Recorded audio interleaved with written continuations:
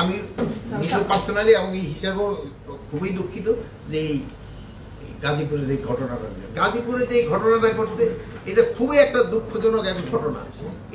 এই ধরনের ঘটনা ঘটুক মানে এই আমাদের এই সমাজে কেউ এটা চিন্তাও করতে পারে না, বাট ঘটনাটা ঘটে গেছে।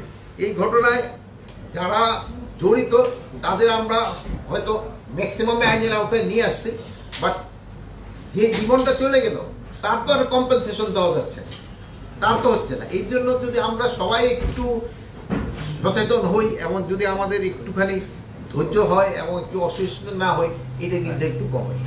তাই এরা যারা এই অন্যায় করছে, আপনাদের হয়তো গাজীপুরে কমিশনারও এটার ক্ষেত্রে ব্রিফ করছে এবং তাদের আমরা কিন্তু আইনের আওতায় ম্যাক্সিমামই কিন্তু নিয়ে আসা হয়েছে এবং এইগুলিরে যেন শাস্তি ভালোভাবে পাই, এই জন্য যত ধরনের ব্যবস্থা করার আমরা করবো।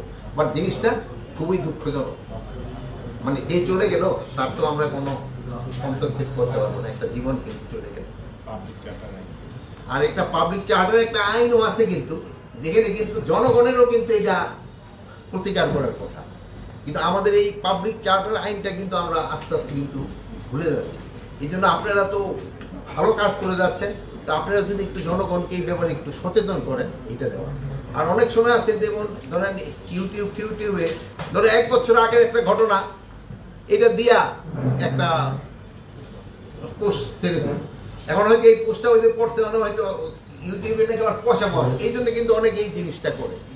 কিন্তু আবার ধরো যে শেরপুরের যে ঘটনাটা আছে এটা কিন্তু আবার রিসেন্ট ঘটনা, মানে স্বামী স্ত্রীরে করতে যাচ্ছে, এখানে আবার নাতিনেরও ভিডিও করে। আর নাতি তুই তো তোর নানির আগে বাঁচাইতে যাবি, ওটা না যায় সে ভিডিও করলে সে হয়তো পয়সা রোজগার করার জন্য করতে। এইটা দেখেন যে আমাদের যে সমাজের অবক্ষয়টা কত জায়গায়, তার নানা নানিরে যাচ্ছে কিন্তু নাতির কোনো বিকার নেই, সে হলো তার পয়সা রোজগার করার জন্য সে ব্যস্ত, যে এটা ইউটিউবে ছাড়বো, এটা করা ছাড়বো। এটার জন্য আমরা এখন কি করবো, এটা আমার সমাজ বিজ্ঞান এরা হয়তো ভালো বলতে পারবে যে এটার জন্য আমাদের কি করা উচিত।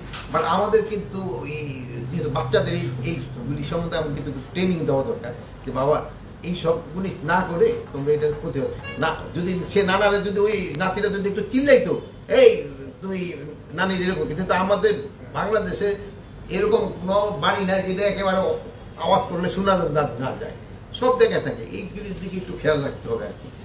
তো আমি নিজে পার্সোনালি এবং এই হিসাবেও খুবই দুঃখিত যে এই গাজীপুরের এই ঘটনাটা।